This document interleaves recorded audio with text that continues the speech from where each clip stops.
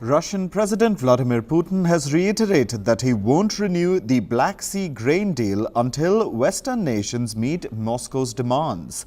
The remarks came on Monday after Putin met Turkish President Recep Tayyip Erdogan in the Russian city of Sochi. The Black Sea grain deal was brokered by Turkey and the United Nations in July 2022. Its aim was to ensure the safe passage of Ukrainian grain across the Black Sea. Russia refused to extend the deal this July. North Korean leader Kim Jong-Un will meet Russian President Vladimir Putin this month. The meeting will reportedly take place in the Russian city of Vladivostok. Kim and Putin will discuss the possibility of North Korea supplying weapons to the Kremlin for the war in Ukraine. This comes days after Pyongyang fired 2 space launch vehicles. The operation remained unsuccessful.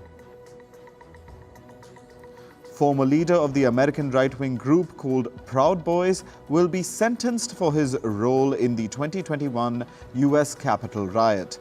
The riot happened on January 6, 2021, days before U.S. President Joe Biden was supposed to take oath. Prosecutors say that the Proud Boys leader Enrique Tarrio helped direct the attack from the city of Baltimore. The U.S. Capitol riot was led by supporters of former U.S. President Donald Trump in a bid to overturn the 2020 election result. U.S. President Joe Biden traveled to the city of Philadelphia on Monday to mark Labor Day. His trip came at a time when the next race to the White House is already heating up. Biden highlighted what he called record job creation under his administration. Targeting his predecessor Donald Trump, Biden said there was a net loss of jobs when Trump was president. Biden also made a light comment on his age, saying his long tenure in politics has given him a little bit of wisdom. The First Lady of the United States, Jill Biden, has tested positive for COVID-19. This happened just a few days before U.S. President Joe Biden is scheduled to travel to India's New Delhi to attend the much-awaited G20 summit. Biden has tested negative for COVID-19. The White House has said that the First Lady has been experiencing mild symptoms. Biden will continue to be tested for COVID. Thailand's new Prime Minister, Srettha Thavisin, will miss the ASEAN summit in Indonesia's Jakarta. Srettha won a parliamentary vote to become Prime Minister last month. He and his cabinet are due to take oath today. The new PM can officially carry out duties only after that. A permanent secretary will represent Thailand at the ASEAN summit. Vanuatu's new Prime Minister, Sato Kilman, has said that he will revisit a security pact signed with Australia. The statement comes a day after Kilman came to power. Vanuatu's former leader, Ismail Kalsakau, recently lost a no-confidence motion in Parliament. He was defeated by Kilman in a secret ballot on Monday. The pact with Australia became one of the reasons behind Kalsakau's ouster. Opposition lawmakers said that the security pact compromised Vanuatu's neutral status. Iran has blamed Western nations' miscalculation about its internal issues for the failure to conclude talks on the revival of the 2015 nuclear deal in September last year. Iran's foreign ministry spokesperson said that the final draft resolution of the talks was ready to be concluded to get all sides on the table. However, the United States and its European partners had miscalculations after the unrest in Iran. Iran signed the nuclear deal with several countries in 2015. It agreed on some curbs to its nuclear program in return for the removal of sanctions. However, the US pulled out of the deal in May 2018. Zimbabwe's President Emmerson Mnangagwa was sworn in on Monday for a second term. Several African leaders, including South African President Cyril Ramaphosa and Mozambique leader Filipe Nyusi, attended the swearing-in ceremony. Mnangagwa won Zimbabwe's election last month. The main opposition party has described the election result as a gigantic fraud. Niger's junta-appointed Prime Minister Ali Mahamane Lamine Zeine held a news conference. He said that the talks with West Africa's regional bloc ECOWAS are ongoing. He added that he expects French troops to soon begin withdrawing from the country. Niger's junta reopened the country's airspace to all commercial flights on Monday. Anti-France sentiment is rising in Niger ever since the coup was declared. However, France has ignored the junta's order for its ambassador to leave Niger. France is all set to ban disposable vapes. This is part of a national plan to combat smoking. French Prime Minister Elisabeth Borne said smoking causes 75,000 deaths per year in the country. Other countries, including Australia and New Zealand, are also trying to combat smoking. Australia has reduced the nicotine content in vapes. Most disposable vapes have been banned in New Zealand. German Chancellor Olaf Scholz will have to wear an eye patch for the next few weeks. This is because Scholz was injured after he fell while running on Saturday. Scholz took to social media platform X and posted a picture of himself wearing an eye patch. He said, and I quote, "Excited to see the memes." In climate, Africa's first climate summit kicked off in Kenya's Nairobi on Monday. Kenyan President William Ruto opened the event.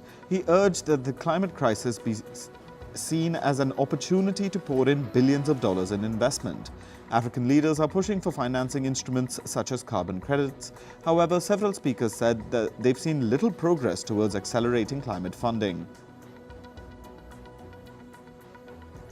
Africa is heating up at a faster rate than the rest of the planet. It has also endured more severe climate and weather disasters. This is according to a joint United Nations African Union report.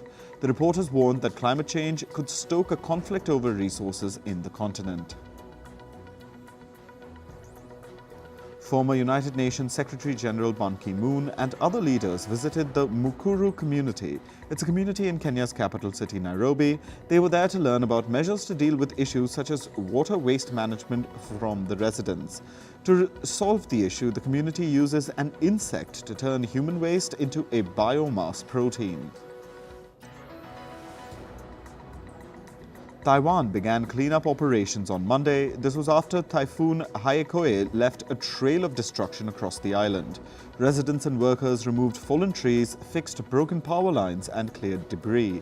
Fire officials have reported more than 100 injuries due to the typhoon.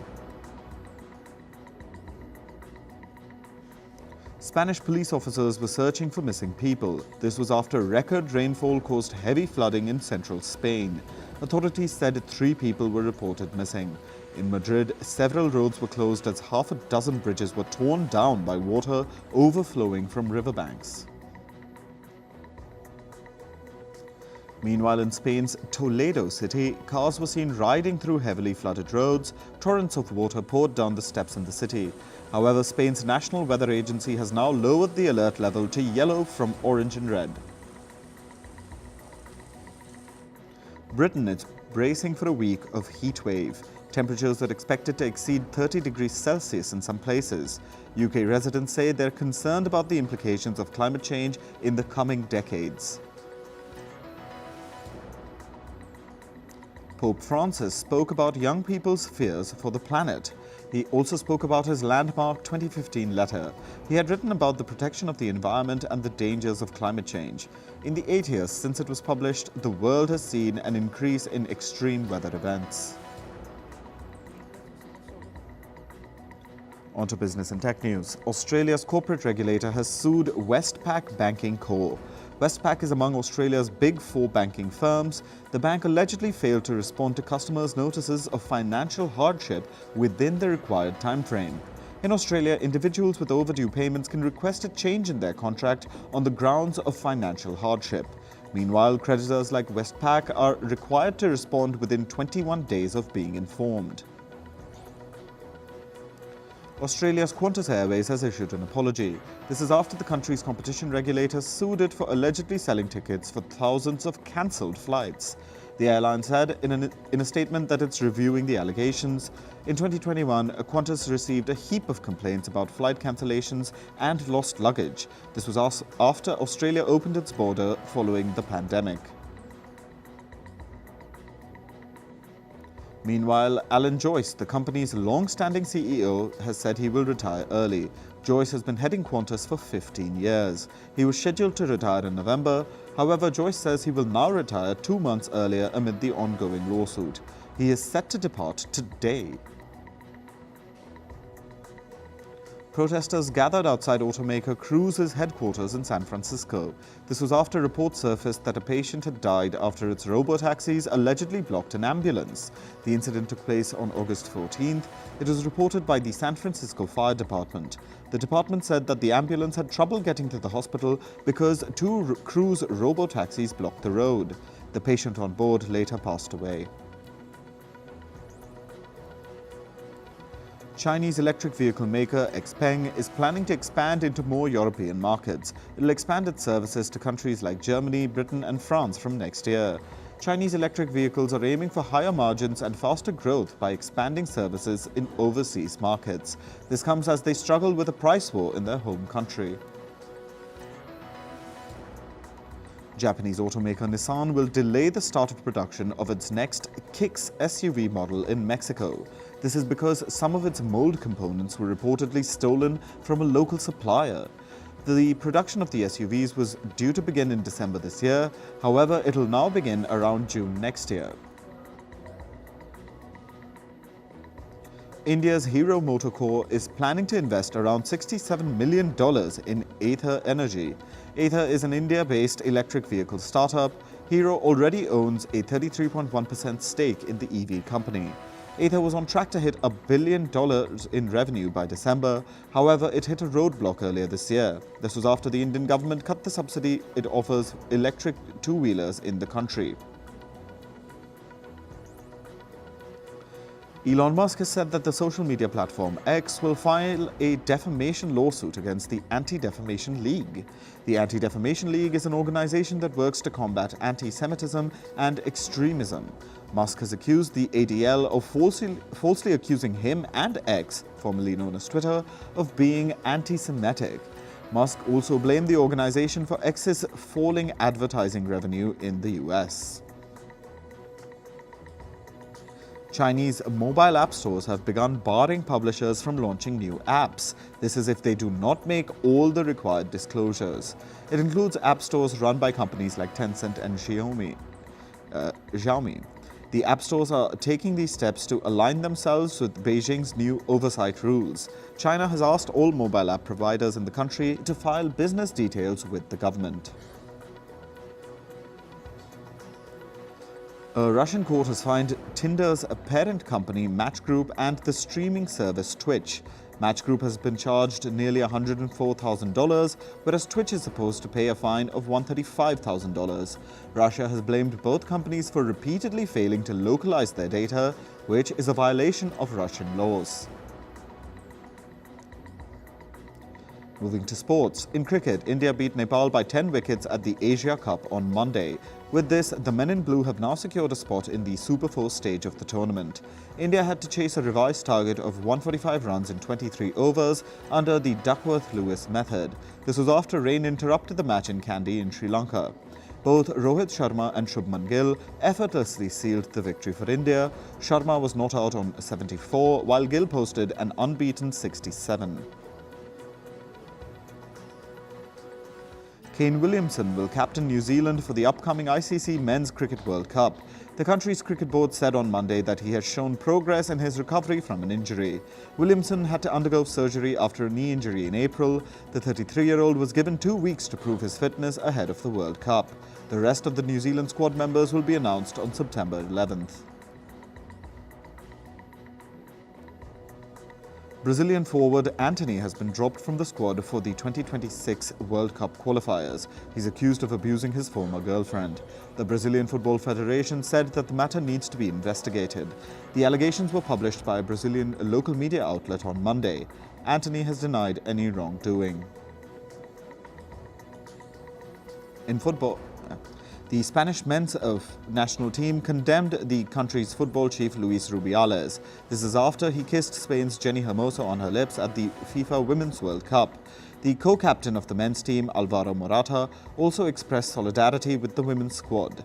Spain won their first FIFA Women's World Cup trophy in August. The Rubiales kissing scandal took place during post-match celebrations. Sergio Ramos has returned to Sevilla after 18 years. The former Spain defender had left the club when he was 19 to join Real Madrid. Ramos had joined Paris Saint-Germain in 2021, but his contract expired in July. Now he has reportedly signed a one-year deal with Sevilla.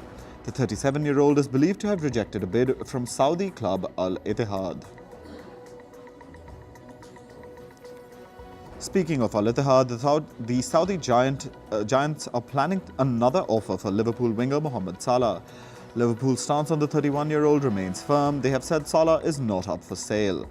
Liverpool have already turned down an initial proposal worth around $189 million. The Saudi transfer window closes on September 7th. In tennis, newly crowned world number 1 Aryna Sabalenka reached the US Open quarterfinal. The Belarusian dominated Daria Kasatkina of Russia 6-1, 6-3 in straight sets. Sabalenka will play China's Zheng Qinwen tomorrow to secure a spot at the semi-final. Sabalenka will rise to the women's world number 1 rankings after the tournament. Meanwhile, Daniil Medvedev also progressed to the quarterfinal at the US Open. The third seed tamed Australian Alex de Minaur in a 4-set showdown. Medvedev lost the first match 2-6, but he rallied back 6-4, 6-1, 6-2 to book his spot in the next round. Carlos Alcaraz also won his round of 16 match at the US Open. Italy's Matteo Arnoldi lost to the 20-year-old Spaniard. Alcaraz eased past his opponent to secure a 6-3, 6-3, 6-4 win. He is the defending champion of the US Open.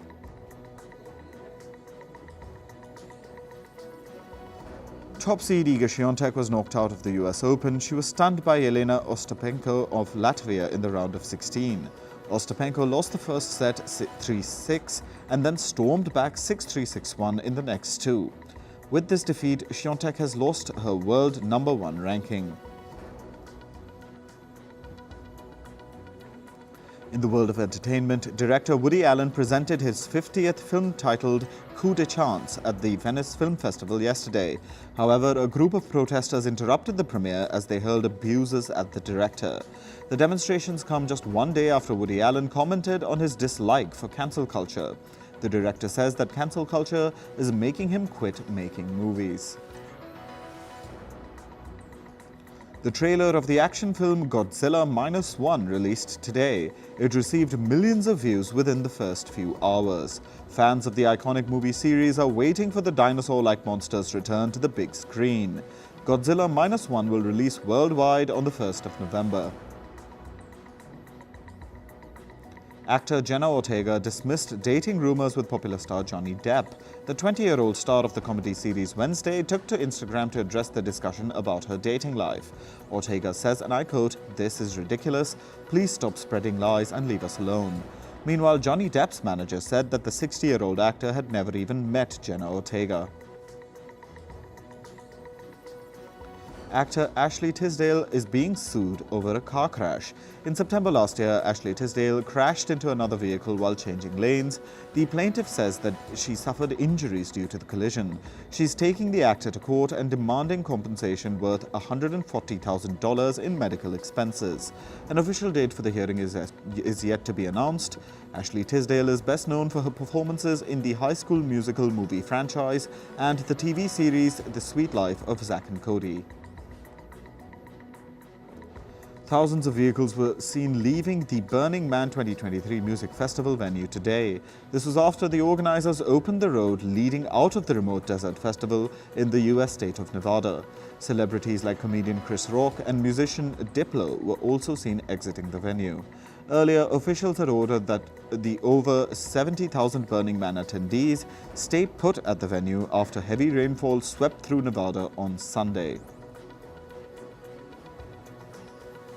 Iconic rock band The Rolling Stones will launch a studio album tomorrow. This will be their first project release after a gap of 18 years. The new album is titled Hackney Diamonds. It also features a song with iconic songwriter Paul McCartney of the Beatles. The new album will be live-streamed worldwide on the YouTube channel of The Rolling Stones. The group is best known for their songs Painted Black, Wild Horses and Angie. Legendary rock band Aerosmith kicked off their final tour in the American city of Philadelphia yesterday. The farewell tour is called Peace Out and will have 39 shows in the US and Canada. The tour is slated to end in January next year, when Aerosmith will declare retirement. The group is known for their hit songs Dream On, Sweet Emotion and Livin' on the Edge. Metal band Metallica have rescheduled their concert in the American city of Phoenix. This is after their lead vocalist James Hetfield tested positive for COVID-19. The concert, scheduled for today, has now been moved to the 9th of September.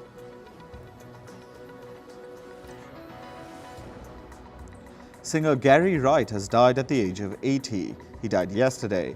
He had been battling with Parkinson's disease for a long time. His family and members announced the tragic news on social media. They said that Gary Wright was also suffering from dementia. The singer-songwriter is best known for the iconic songs Dreamweaver and Love is Alive. Steve Harwell, the lead singer of the rock band Smash Mouth, died at the age of 56 yesterday.